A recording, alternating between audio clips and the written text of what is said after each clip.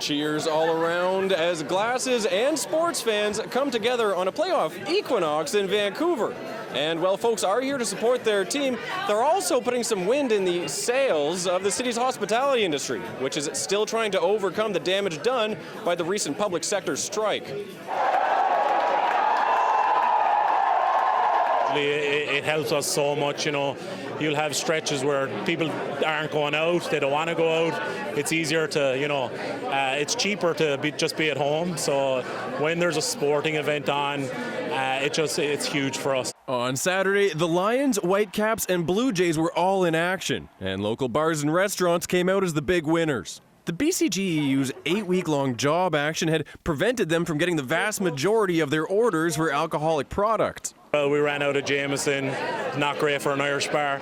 Industry representatives have estimated it cost businesses in the province some $250 million in sales at a time when many local establishments are in a precarious position. I suppose if we had no liquor, the doors aren't open, so.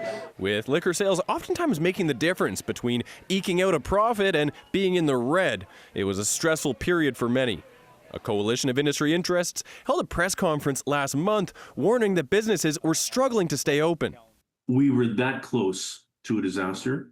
But with the strike ending not a day too soon, the crisis was averted. This part of the year, which is almost 60%, maybe higher, for our entire year profitability would have been out the window. So what we would have seen in early spring is a lot of closures. There was also fear that the 6-week backlog of liquor orders might cause the distribution network to collapse. But after 1 week back on the job, BCGEU employees have been working overtime to make up for lost time.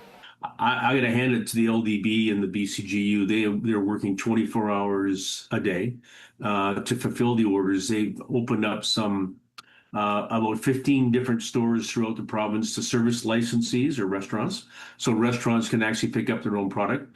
With the taps and the fans at full volume, there's lots for local bars to toast to, including the hope that more dry spells are broken in the days to come.